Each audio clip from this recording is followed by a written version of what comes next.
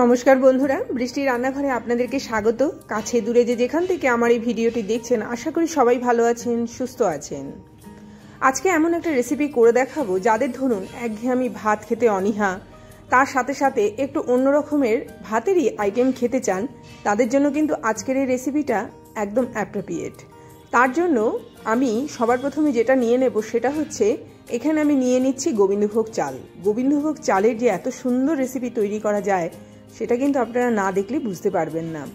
গোবিন্দভোগ চালটাকে আমি ভালো করে একটুখানি ধুয়ে নেব।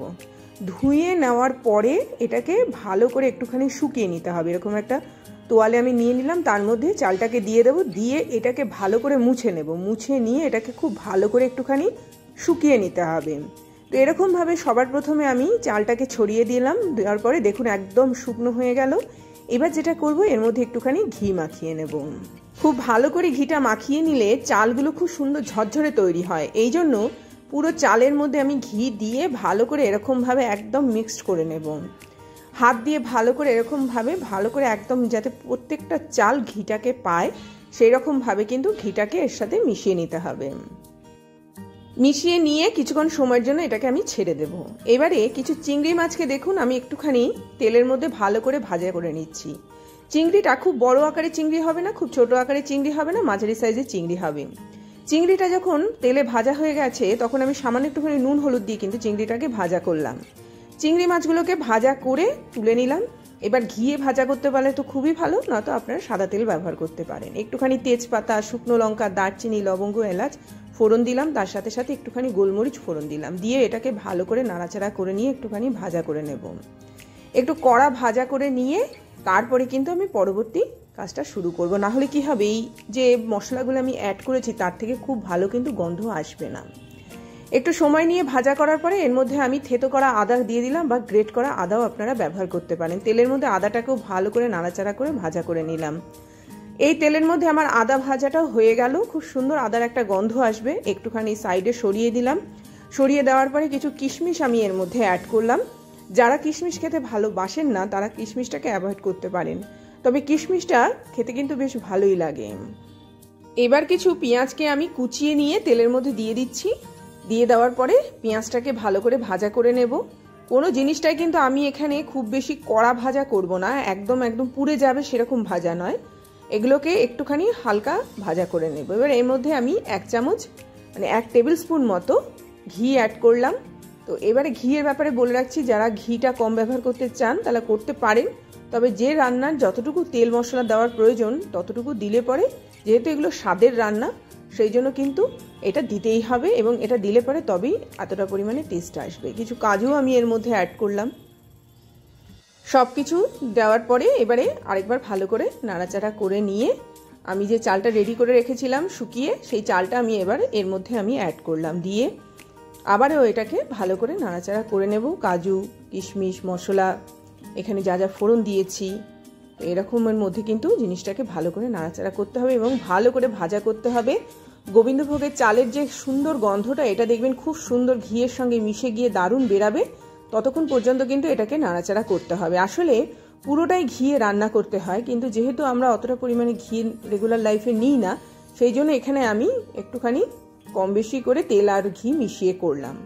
এবার চালটাকে ভালো করে নাড়াচাড়া করে ভাজা করে নেওয়ার পরে ভেজে রাখা চিংড়ি মাছ আমি এর মধ্যে দিয়ে দিলাম। চিংড়ি মাছটা দিয়ে আবারও ভালো করে নাড়াচাড়া করে নেব। এবার সেদ্ধ করার পালা। এবারে বলে রাখছি, যারা মিষ্টি খেতে ভালোবাসেন তারা মিষ্টি অ্যাড করতে পারেন, তবে চিংড়ি মাছ দেওয়া যেহেতু রয়েছে সেহেতু এর মধ্যে খুব বেশি মিষ্টি দিলে পরে ভালো লাগবে না। এটা একটুখানি নুনের সাইড হলে পরেই ভালো লাগবে। তো যদি মনে করেন যে মিষ্টি মিষ্টি পোলাওটা তৈরি করবেন, তাহলে এখানে চিনিটা এইভাবে অ্যাড করবেন। আর যদি মনে করেন যে না, আমি মিষ্টিটা অ্যাভয়েড করতে চাইছি, তাহলে টোটালি অ্যাভয়েড করবেন, কিশমিশটাকে বাড়িয়ে দেবেন। তবে আবারও বলছি, চিংড়ি মাছের এই রেসিপি খুব বেশি মিষ্টি মিষ্টি হলে ভালো লাগে না। কিন্তু যেহেতু এটা চিংড়ি মাছের পোলাও, যেহেতু পোলাও কথাটা এসছে, তো সেই ক্ষেত্রে একটুখানি আমি মিষ্টি এখানে অ্যাড করলাম, যেহেতু আমাদের বাড়িতে এটা চল আছে। তবে এটা নুনের দিক হলে পরেও বেশি ভালো লাগে। তো যদি মনে করেন সেই ক্ষেত্রে আপনারা, আবারও বলছি, কিশমিশটাকে বাড়িয়ে দিতে পারেন, তো সেই ক্ষেত্রে চিনিটাকে অ্যাভয়েড করতে পারেন। তো এরকমভাবে চিনিটা দিয়ে দেওয়ার পরে জলটাকে একটুখানি ফুটতে দেব। ফুটতে ফুটতে আমি নুনটাও এখানে অ্যাড করে দিলাম। তো এইভাবে একটুখানি ঢাকা দিয়ে রাখবো ততক্ষণ পর্যন্ত যতক্ষণ না পর্যন্ত চালটা না সেদ্ধ হয়। গোবিন্দভোগের চাল বেশিক্ষণ লাগবে না সেদ্ধ হতে। একটা সময় যখন এটা একটুখানি সেদ্ধ হয়ে গেছে তখন জাস্ট এটাকে এরকমভাবে একটুখানি নাড়িয়ে দেবেন, মানে নিচের চালটা ওপর দিকে, ওপরের চালটা নিচের দিকে। তবে খুব বেশি এটাকে নাড়াচাড়া করলে পরে গোবিন্দভোগের চাল কিন্তু একদম ভেঙে যাওয়ার সম্ভাবনা থাকে। তো ভালো করে জিনিসটাকে আমি নাড়াচাড়া করে নিলাম। নাড়াচাড়া করে নেওয়ার পরে আমার মনে হলো চালটা আরেকটুখানি সেদ্ধ হবে, সেই জন্য আরেকটুখানি গরম জল আমি এখানে ব্যবহার করে এবার এটাকে পুরোপুরি ঢেকে রাখবো এবং চালটাকে সেদ্ধ হওয়া অবধি অপেক্ষা করব। এতে যে পরিমাণে তেল এবং ঘি রয়েছে তাতে কিন্তু পুরো ঝরঝরে তৈরি হবে। এর মধ্যে কিছু কাঁচা লঙ্কা আমি সবার শেষে দিলাম, শুরুতেও দিতে পারেন। যারা কাঁচা লঙ্কা খেতে ভালোবাসেন না তারা কিন্তু এই সময় কাঁচা লঙ্কাটা অ্যাড করতে পারেন, তাতে করে ঝালটা কিন্তু কম হবে। এইভাবে ভালো করে নাড়াচাড়া করে নিলাম। এবারে দেখুন একটু অন্যরকম খেতে এই রেসিপিটা অবশ্যই বাড়িতে তৈরি করুন। এবং যারা ধরুন বিভিন্ন ধরনের অকেশনে অন্য রকমের রাইসের খাবার খুঁজছেন তারা কিন্তু চিংড়ি মাছের এই পোলাওটা নির্দ্বিধায় বাড়িতে তৈরি করতে পারেন। একদম দেখুন ঝরঝরে তৈরি হয়েছে, দেখিয়ে দিচ্ছি একদম চাল গলে গেছে। এবং এমন হয়নি যে চালটা একদম মানে গলে একদম কাদা কাদা হয়ে গেছে, তা না। একদম নির্দিষ্ট টাইম, নির্দিষ্ট জল যদি আমরা দিতে পারি এটা খুব সুন্দর তৈরি হয়।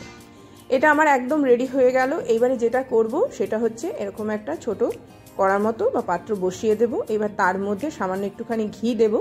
ঘিটাকে একটু সময় ধরে আমি গরম হতে দেব। তার মধ্যে কিছু কুচনো পেঁয়াজ আমি এভাবে দিয়ে দেব, মানে রিং রিং করে কাটা। এবং পেঁয়াজটাকে ভালো করে ঘিয়ের মধ্যে এরকমভাবে একদম কড়া ভাজা করব। ভালো করে পেঁয়াজটাকে একদম লালচে করে ভাজা করে নিতে হবে। ঠিক কালারটা এইরকম ধরবে, দেখুন একদম খুব সুন্দর ধরেছে। এইবারে যেটা করব সেটা হচ্ছে এই চালটা প্রথমে আমি পরিবেশন করব, বা এই পোলাওটা আমি খুব ভালো করে পরিবেশন করব। ওপর থেকে গার্নিশিংয়ের জন্য পেঁয়াজটা যেটা ঘিয়ে ভাজা সেটা ছড়িয়ে দেব। এবারে ভেবে দেখুন এত সুন্দর রেসিপিটা কেন আপনারা করবেন না বাড়িতে। যারা একটুখানি অন্য ধরনের রেসিপি খেতে ভালোবাসেন, তৈরি করতে ভালোবাসেন, তাদের জন্য কিন্তু একদম অতুলনীয়। অবশ্যই বাড়িতে তৈরি করুন, অবশ্যই বাড়িতে খান। এই বলে আজকের মতো বিদায় নেব। আবার আসবো একটা খুব সুন্দর ভিডিও নিয়ে। ততক্ষণ সবাই ভালো থাকবেন, সুস্থ থাকবেন, দেখতে থাকবেন বৃষ্টির রান্নাঘরে। অবশ্যই চ্যানেলটির পাশে থাকবেন, অবশ্যই চ্যানেলটিকে সাবস্ক্রাইব করবেন। দেখুন এক প্লেট আমার তৈরি হয়ে গেল। ওপর দিয়ে আমি একটুখানি পেঁয়াজটা যেটা ভাজা করে রেখে দিয়েছিলাম সেটা ছড়িয়ে দিলাম, একটু গরম গরম ঘি ছড়িয়ে দিলাম। এইবারে খান তো, সঙ্গে আর কিচ্ছু লাগবে না, শুধু এটা খেয়েই কিন্তু পেটটা একদম ভরে যাবে। এমন সময় কাঁচা লঙ্কাটা আমি অ্যাড করেছি যেই সময় কাঁচা লঙ্কাটা ঝাল লাগবে না, অথচ খুব সুন্দর একটা গন্ধ আসবে। যেদিন ভাত খেতে ইচ্ছে করবেন না সেদিনকে এটা তৈরি করে খেতে পারেন। অন্তত 15 দিনে একবার তো খাওয়া যেতেই পারে। আর অকেশনালি অবশ্যই এটা তৈরি করবেন। এই বলে আজকে আসলাম। সবাই তৈরি করুন, সবাই খান।